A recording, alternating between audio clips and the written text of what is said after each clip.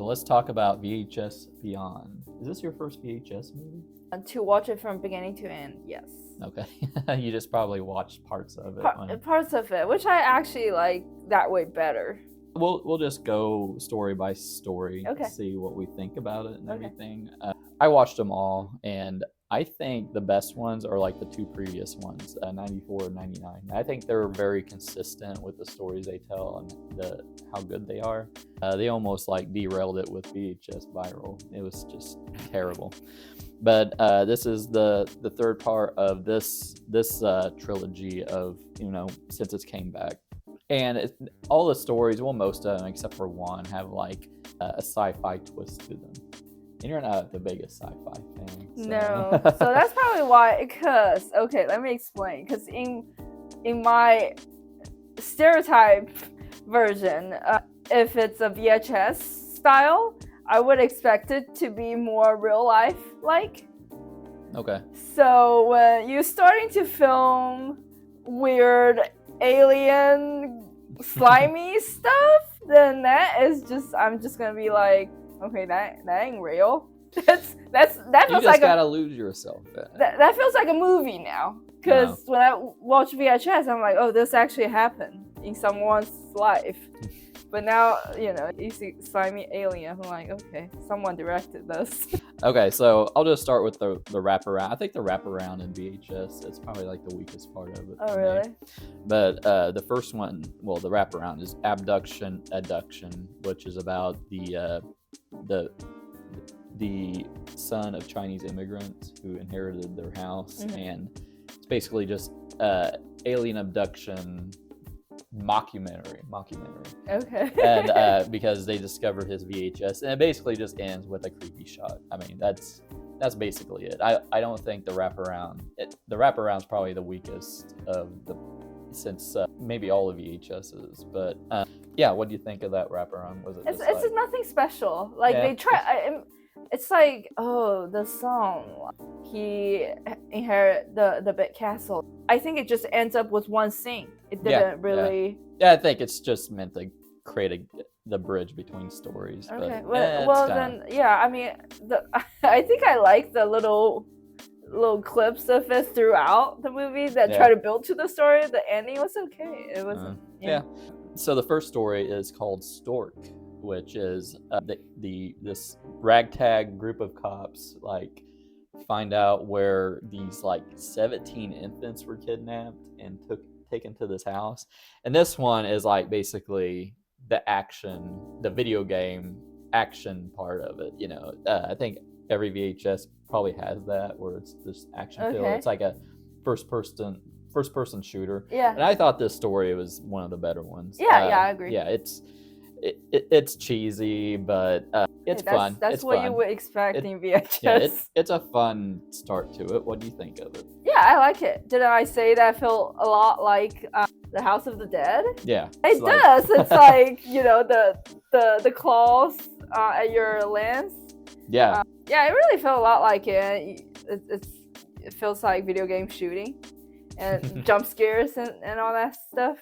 And it was fun enough. I think especially how they created some of the graphic details. They're basically like zombies. Zombies. Now you can say zombies. We're not in a zombie movie. Yeah. The second story was Dream Girl, which is the Indian one with the Indian celebrity, like Bollywood celebrity. And it's basically two paparazzi guys trying to sneak in and get shots of her and talk to her and everything. I thought it was okay. I was a little confused by it, but it was sci-fi. It's horror definitely, but I think it was more sci-fi in the aspect of I don't want to spoil it. But, don't spoil it. It's have something to do with robotics and everything, but yeah, I thought it was okay. I mean, it had some pretty cool kills, and I think with this, it's a lot of the VHS-ness of it. You have multiple cameras going on, and I think this takes a lot of liberties to show every aspect of the carnage that ensues at the end of it. But I don't know. You gotta, especially with these movies, you kind of gotta get over your disbelief. You just gotta get into it like that. But what do you think of this one? I don't hate this. I kind of enjoy the story. You know what it reminds me of is some of the early Japanese horror, when a pretty girl being complimented, like, you know, you look so pretty, and that's when she's like, do you want my face? You really like that one then, huh? Jesus. Or they're like, you got a pretty face. I want yours. So it just reminds me of, you know, how those kind of stories usually go. And it's kind of similar, don't you agree? Yeah. You know, they gave her a compliment and she ended up, you know, just did a blushed. Yeah, I didn't hate this movie. It was kind of fun, and especially, I mean, I didn't expect the robotic element to it. I that's something I don't really care for, but the idea of the story was good enough for me to, you know, follow it to the end. Yeah. The third one is Live and Let Dive, which is the one where a group of friends are celebrating someone's birthday and then they're going skydiving. But before they can skydive, there's an alien invasion going on, and the plane crashes, and then they're in a fight for survival on this farm, basically. So I really like this one personally. Oh, really? Yeah. Because it looked like it was going to be one of those annoying ones with a bunch of annoying characters. Yeah. But I love the visuals in it, like how it built up, where it was leading to the whole time. The visual effects, especially, it takes place in like broad daylight, so you see a lot, and it's kind of freaky. The stuff you see. Apple tree farm. Yeah. Well, I think it's oranges. Oh yeah, orange tree. And yeah, I really enjoyed this one, and it's also just from someone's perspective on a GoPro. Yeah. So it also makes sense that it would all be recorded and everything. But yeah, what do you think of this one? I think this one got the best, you know, kills. I want to say the best, like, golden kills are definitely in this story. The golden chainsaw. The golden chainsaw. Yeah. Yes. What I wasn't really... Do you think the story was put to be, I don't know, third, fourth story here to lead to a more like alien related stories? Didn't we have another alien thing after this one? Yeah, and I mean, it's called VHS Beyond. So when I think of Beyond, it's like beyond the stars, like kind of beyond into the science fiction of it all. So it just kind of, yeah, I don't know. It's I mean, what do you think of this story? The story was okay. I wasn't really crazy about the alien character in this one. It's just all things alien. I don't believe it.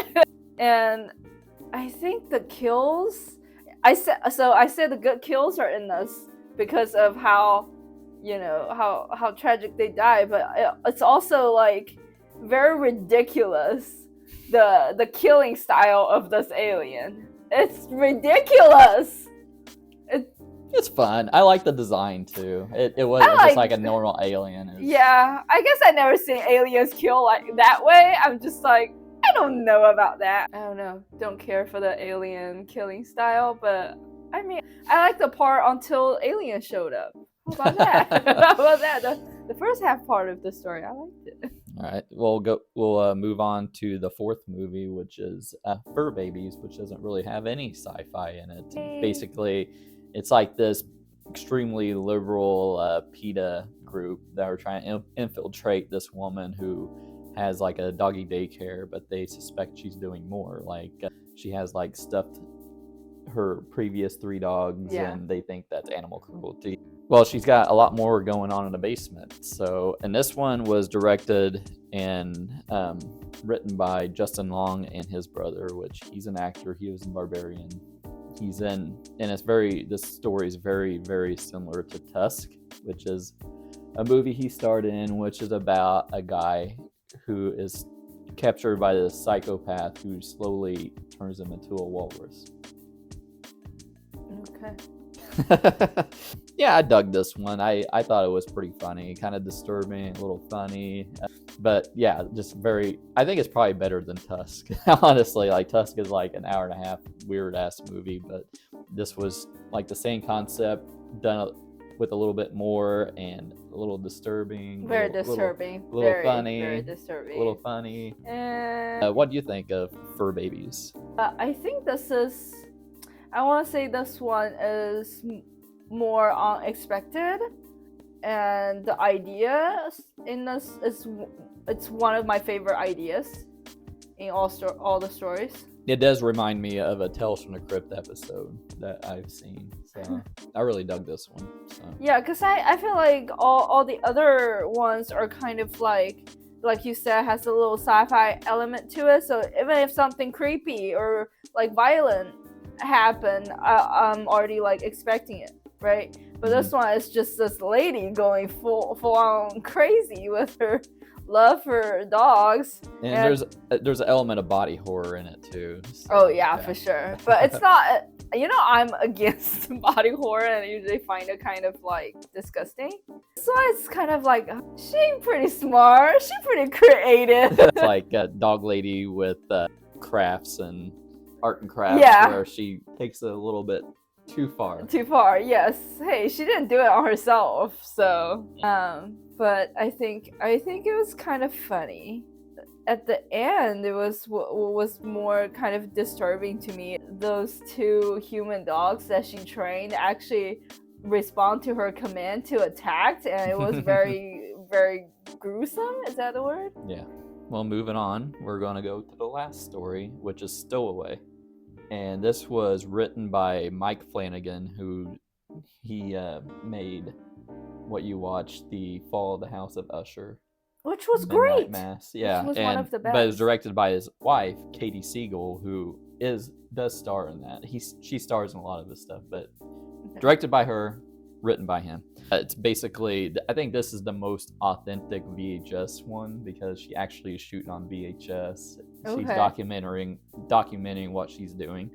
So she goes out probably like Nevada or Arizona, around that area, where she's interviewing people about their encounter with an alien spaceship. Well, she tracks it down, and the alien spaceship is kind of organic. So she's kind of like looking around and everything, and then basically it takes off with her. And this is like towards the end. And I'm not going to give it away, but I think this is the slowest, and it's a little boring. Oh, yeah. But I fully agree. But I think it pays off. With the ending, like the ending's pretty fucked up. But what did you think of Stowaway? Yeah, like you said, it really is boring. So I like it lost me. Like I won't say even from the beginning, I wasn't really fully engaged in the story because it's just a full-on alien UFO spaceship type of deal, and just wasn't crazy about it, I guess. And the ending, it reminds me of the new Alien movie. Okay, yeah, I kind of see that. Yeah, which was the only thing that kind of stood out to me. So, and then wasn't it kind of dark? Well, yeah, it's like shitty VHS. Yeah. I mean, that's why I would say it's like the most authentic one, because it does feel like an actual tape you would see, like this mystery tape. Like, is this real? Is this fake? Like, it's all fake. I knew it when I was watching it. Well, I mean, that's what I mean by the most authentic. Yeah, I understand, but I mean, it's just I'm biased. Okay, it's not my type of topic. But like I said, I already pointed out what's interesting, so that's all I have. Okay, so what was the worst story, and what was the best story in your opinion? The worst story goes to the last one, because it was Stowaway from Mike Flanagan and Katie Siegel. That's sad, because I actually like House of Usher, but this is a bit too exotic for me. How about that? Let's put it that way. It's just a little too authentic. Sure. Yeah. My favorite story, I have two stories that are tied to be my favorite, which is the first one, the Stork, and then the crazy dog lady one. Oh, Fur Babies. Stork and Fur Babies are your Yes. favorites. Okay. I think the first movie, it brings back some childhood memory of me playing the House of the Dead, and I will always, it was, you know, one of my first video games, so that is just the nostalgic. Yeah. And then the Fur Baby, I am a crazy dog lady myself. So you get it. You come from her Yeah, I get headspace. her. Yeah. Yeah. Creepy. Yeah, I think the worst one for me is probably the wraparound Abduction. Oh, that one didn't even count. It counts to me. Yeah, I kind of like them all in their own different way. I mean, it's like very good variety of them, but I think my favorites probably Live and Let Die. I just love the alien design in it. Okay. The spaceship like flying around, it would just like pop up and then go away. Yeah. The crash and then just seeing everyone dive towards the ground. It really intense, and I enjoyed it quite a bit. Not because you're against skydiving and maybe want to show me, so I never do it either. Yeah, pretty much. So what are your overall thoughts and final rating? This one is tough. Even though I kind of enjoyed some of the stories, I don't really know that I'm a full-on VHS franchise fan. Okay. I'm gonna say a 3.5 out of 5 for me. Okay. Which is, I want to say, pretty low for me, because I actually enjoy the VHS style of, I don't know why, I can't give a specific reason, but these stories just don't sit with me very well. I mean, I like thrillers.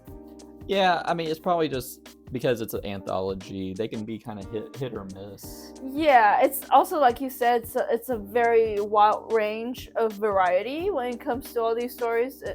It's I guess it's fun to know, like, it's something like, you know, it's like, hey Wes, just give me a summary of, you know, what the stories are. So I want to absorb the ideas of it, but I don't really care to sit for 15 minutes to know every detail. I just want to know the idea. And I think VHS always have some pretty unique and crazy idea that, you know, that's why I wanted to sit down and watch. Yeah, I think I'm a 3.5 too. I don't think this is as good as 94 or 99. Okay.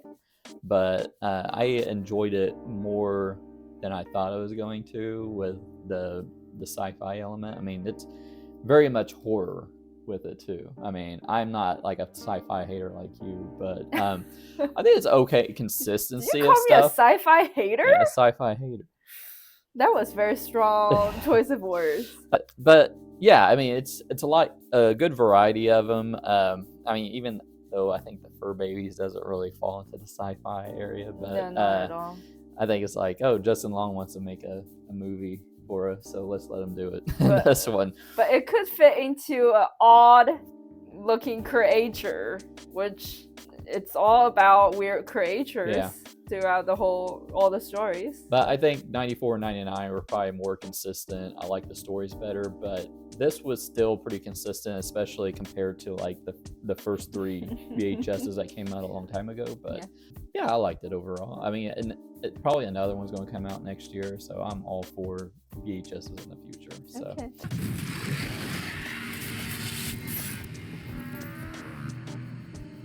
Well, that's our review of VHS Beyond. That's just our opinion, though. So if you got a different opinion, put it down in the comments. Hit that like button. Make sure to subscribe for more movie reviews. Hit the bell icon, and we'll see you later. Bye.